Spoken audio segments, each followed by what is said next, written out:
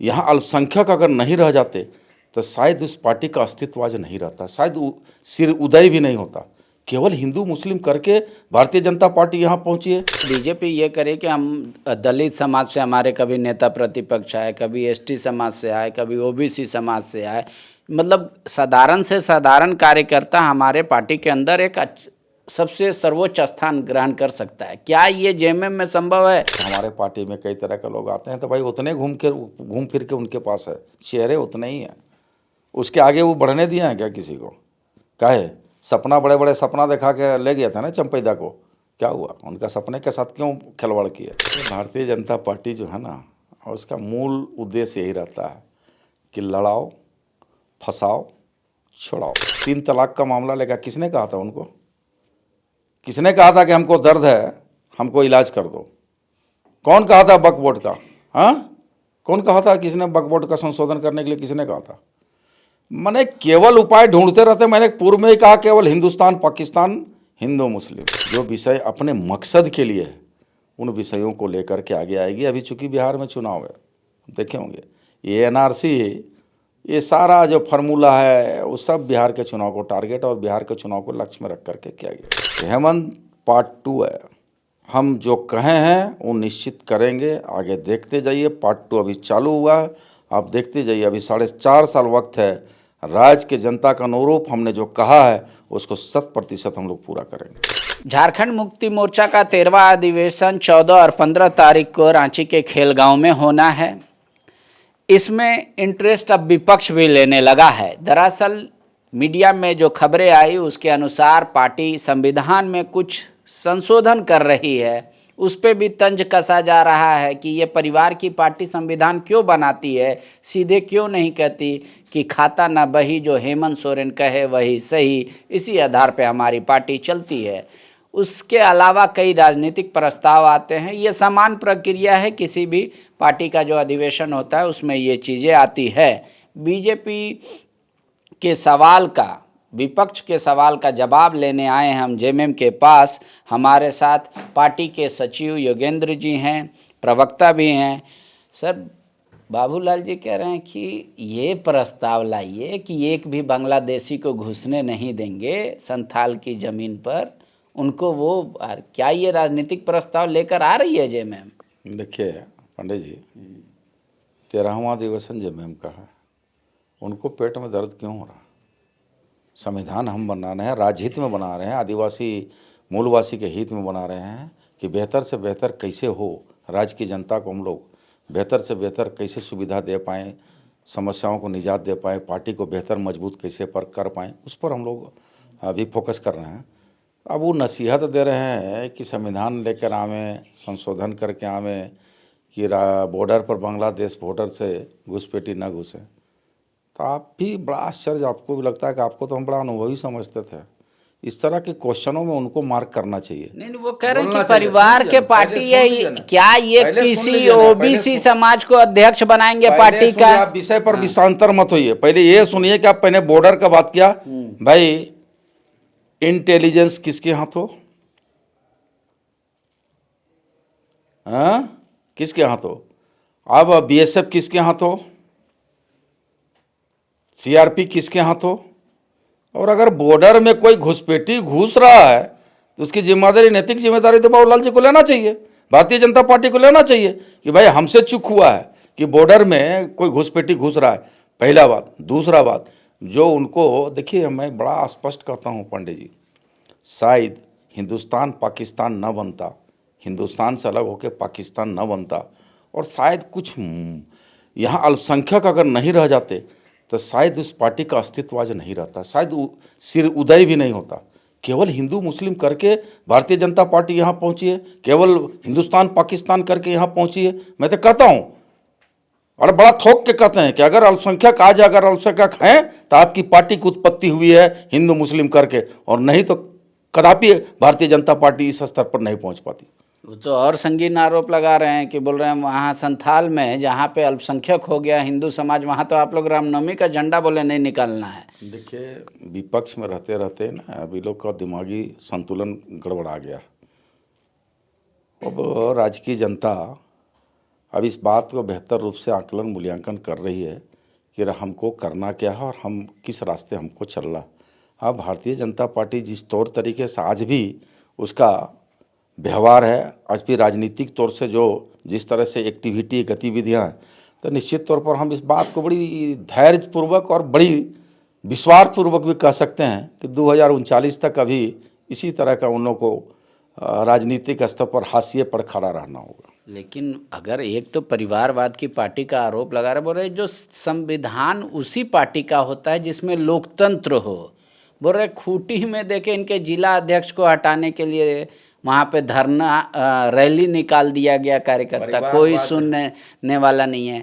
क्या जेएमएम के कभी अध्यक्ष योगेंद्र जी भी बन सकते हैं? बोले वो कोई ओबीसी बन सकता है, कोई एससी बन सकता है, ऐसा हो सकता है? नहीं हो सकता। बोले बात बताइए, परिवारवाद का नारा तो कम से कम वो लोग ना दें, और परिवारवाद के अगर सबसे ज़्यादा समर्थक है तो भारतीय जनता पार्टी है।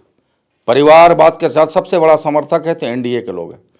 और आज तो हम गर्व से कहते हैं और ताकत के साथ कहते हैं कि भाई झारखंड मुक्ति मोर्चा सभी जाति धर्मों को समान रूप से उसको आदर करती है, सम्मान रूप से उसको जगह देती है, उचित पटल में देता है, उचित सम्मान देता है, चाहे राजनीतिक रूप से हो, चाहे सरकार में हो, चाहे वो संविधान संशोधन का मामला हो या राजनीतिक प्रस्ताव लेने, हर विषयों पर सामंजस्य बना के सभी जाति धर्म के लोगों को चलता है। परिवारवाद तो लोग करते हैं, परिवार झारखंड मुक्ति मोर्चा परिवारवाद नहीं करता है। और जो सवाल आपके मन में है कि देखिएगा आने वाला समय ताकत के रूप में संगठित होकर के, और निश्चित तौर पर ऐसा अगर अवसर आएगा तो बनेगा, दूसरे लोग भी बनेंगे। ऐसा क्या, वो तो कह रहे कि वो तो हेमंत जी जिसको चाहेंगे वही होगा सब कुछ। हेमंत मेरा पेट में दर्द है, उनको कैसे पता है अरे भाई कि मेरा पेट में दर्द है? दवा लेके काहे घूम रहे हैं?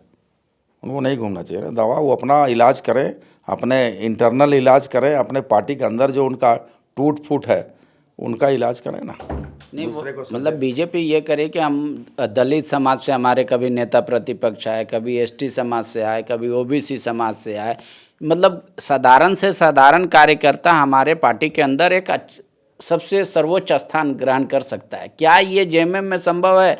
कहे गुरु जी के बाद हेमंत जी के बाद उनका बेटा, इसी तरीके से ये है परिवार। कोई नहीं, आरोप प्रत्यारोप है, बेबुनियाद आरोप प्रत्यारोप है। सबको पार्टी में सम्मान मिलता है, उचित जगह पर मिलता है।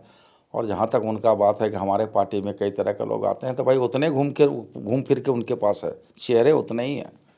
उसके आगे वो बढ़ने दिए हैं क्या किसी को? काहे सपना बड़े बड़े सपना दिखा के ले गया था ना चंपैदा को, क्या हुआ? उनका सपने के साथ क्यों खिलवाड़ किया? उनके सपने को क्यों टूटने दिया?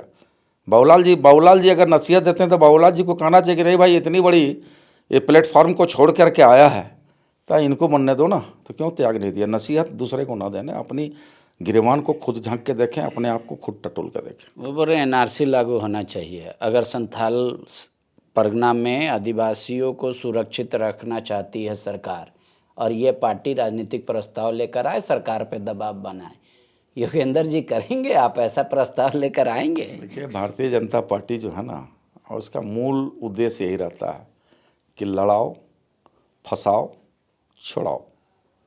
केवल इस विषय पर कहता है कि और उनको राज्य की जनता या देश की जनता जो विषयों को लेकर के आगे बढ़ने के लिए सलाह देती है, जो विषयों को ज़रूरत है अंतिम व्यक्ति को राजहित में या देश हित में, उन विषयों को निश्चित तौर पर वो नहीं करेगी। जो विषय अपने मकसद के लिए है उन विषयों को लेकर के आगे आएगी। अभी चूँकि बिहार में चुनाव है, देखे होंगे, ये एनआरसी, ये सारा जो फार्मूला है वो सब बिहार के चुनाव को टारगेट और बिहार के चुनाव को लक्ष्य में रख करके किया गया। तो वो तो मांग कर रही है कि वक्फ बोर्ड बिल जो संशोधन हुआ है उसका आप लोग स्वागत कीजिए दिल खोल के, कि उससे मुसलमान मजबूत होंगे। इससे ट्रिपल उसका भी जो लाया था 3 तलाक का मामला लेकर, किसने कहा था उनको? किसने कहा था कि हमको दर्द है, हमको इलाज कर दो? कौन कहा था वक्फ बोर्ड का? हाँ, कौन कहा था? किसने वक्फ बोर्ड का संशोधन करने के लिए किसने कहा था? मैंने केवल उपाय ढूंढते रहते। मैंने पूर्व में ही कहा केवल हिंदुस्तान पाकिस्तान हिंदू मुस्लिम, उसी के आधार पर समिट करके राजनीति होती है। महंगाई पर क्यों बात नहीं करते हैं? क्यों चर्चा महंगाई पर बात नहीं करते हैं? महंगाई पर भी चर्चा होनी चाहिए ना भाई। तो मैंने तो कहा कि आप अच्छे दिन का वादा किधर गए? हमको पुराने दिन ही लौटा दो, पुराने दिन ही दे दो। हमारा राज्य की जनता को पुराने दिन ही बेहद पसंद है, अच्छे दिन हमको नहीं चाहिए। बहुत अच्छे दिन देख लिया, पुराने दिन ही लौटा दो। ठीक है, आपके कई राज्य में जो संगठन है पार्टी का, वहाँ से लोग आ रहे हैं। बिहार में अभी इलेक्शन होने वाला है, क्या जेएमएम वहाँ पे अकेले जाएगी, इंडिया अलायंस के तहत जाएगी, ये कुछ आप लोगों ने तय कर किया? देखिए, चुनाव लड़ेंगे बिहार से, इसमें कोई संशय नहीं है। कितने सीटों पर? अभी तो पार्टी के कोर कमेटी की बैठक में तय होगा, लेकिन चुनाव लड़ेंगे। गठबंधन में लड़ेंगे या इंडिपेंडेंट लड़ेंगे, वो तो पार्टी के प्लेटफॉर्म पर तय होगी। ठीक है, इस बार का महाधिवेशन कैसे अलग होगा? एक तो समझ में आ रहा है कि 5 साल आप लोग सत्ता में रहे और छठा साल में हैं, इधर कोरोना के भी चलते बढ़िया से अधिवेशन नहीं हो पाया था। तो अधिवेशन में और क्या क्या चीज़ यूनिक रहेगा? संविधान संशोधन की बात आ रही है, तो किस तरीके का कई संशोधन है। देखिए, आवश्यकता के अनुसार ज़रूरतें बढ़ी है, पॉपुलेशन बढ़ा है, राजनीतिक प्रस्ताव बढ़ेगा, संविधान भी बदलेगा। और जो लोगों को, मैंने पूर्व में कहा कि लोगों के विचार के अनुरूप कई सुझाव भी आए हैं, चाहे वो छत्तीसगढ़ हो, बिहार हो, बंगाल हो, कई सुझाव भी आए हैं। उन सब सुझावों को समायोजन करते हुए हम लोग उस पर प्लेटफॉर्म तैयार किए हैं, उन सुझावों को ग्रहण किए हैं और फिर उस सुझावों को लेकर के पार्टी में आएंगे। लेकिन कई जो आपके विपक्षी नेता वो तो कह रहे हैं कि जेएमएम चुनाव में कुछ और बोलती है और सरकार करती कुछ और है। बोला कि इन लोगों ने कहा कि लैंड बैंक ख़त्म करेंगे, ख़त्म किया।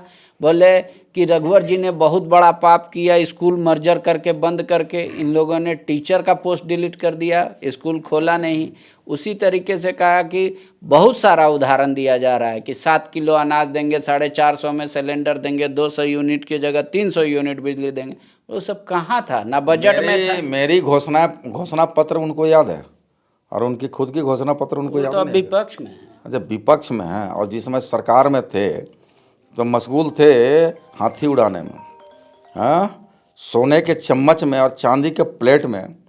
अब व्यापारियों को, बड़े बड़े उद्योगपतियों को स्पेशल जेट विमान से ला करके अब राज्य का राजस्व का नुकसान क्या, उपलब्धि क्या है? तो मुख्यमंत्री जी भी तो जा रहे हैं उद्योग बढ़ाने के लिए। मैं जा रहा हूँ, राज्य का राजस्व को नुकसान करने के, हमें सोने के चांदी में, सोने के प्लेट चम्मच में और चांदी के प्लेट में हम खाना नहीं खिला रहे हैं। हम तो जा रहे हैं उद्योगों को ढूंढने के लिए कि भाई आओ हमारे यहाँ, हम सिंगल विंडो करेंगे, हम आपको सुविधा देंगे, मेरे यहाँ उद्योग खोलो, रोजगार, बेरोजगारों को रोजगार मिलेगा, यहाँ का राजस्व की प्राप्ति होगी। और दूसरी बात जो आप कह रहे हैं कि दूसरी बात कह रहे हैं, हमारी घोषणा पत्र, मैं कह रहा हूँ बार बार, हेमंत पार्ट 2 है।